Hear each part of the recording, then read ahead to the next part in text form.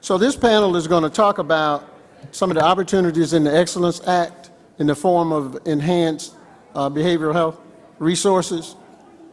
But before we do that, what I'd like to do is tee it up a little bit by discussing some data that kind of depicts the impact of limited resources on disparities.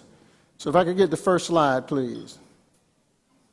A snapshot in time and data from SAMHSA around substance abuse and mental health services indicates that of the 21.5 million folks that required substance use disorder treatment, only about 11% actually received that treatment. And two of the main reasons that were indicated for not receiving treatment were, the first was they were not ready to stop using, and the second reason was cost. When you look at mental health problems, another snapshot in time in 2014, it indicates that about 45% of those that with mental health problems receive treatment. Now, it's important to note that, again, the most common reason for folks not receiving mental health treatment was cost. I want to note here that, as I said, this is snapshot in time data for the year 2014. SAMHSA also has some more longitudinal data that speaks more profoundly about the dismal treatment percentages for both substance use disorder and mental health persons of need.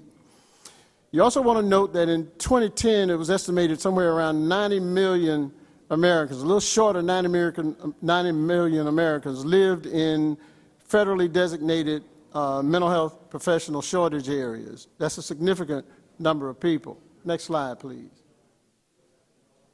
When you look at the criminal justice system and the disparities there, you see that there's a higher representation of whites in the general population, a little bit higher in the jail population than any other.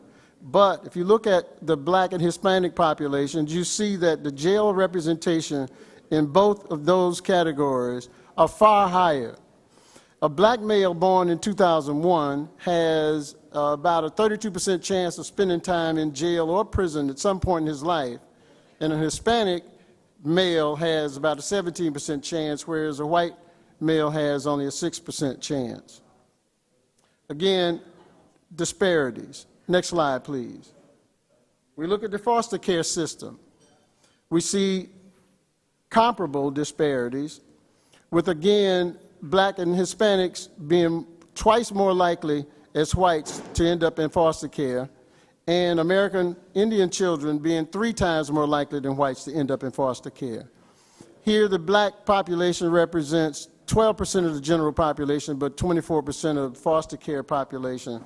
And the Hispanics, again, 12% of the general pop and 22% of the foster care population. What are the reasons for those disparities? Next slide. Then, in terms of former foster care participants, there's a greater likelihood that former foster care participants will commit a crime, with males being 4 times more likely and then females being 10 times more likely. And for youth experiencing drug dependence and alcohol dependence, you're talking about 7 times higher for drugs and 2 times higher for alcohol dependence. When we look at the homelessness, there are about 25% of former foster youth folks experiencing homelessness within 4 years after leaving the foster care system. Those are significant disparities for several populations. So what we'll do is have the panelists speak a little bit, provide a little introductions before we go into some questions. Linda, could you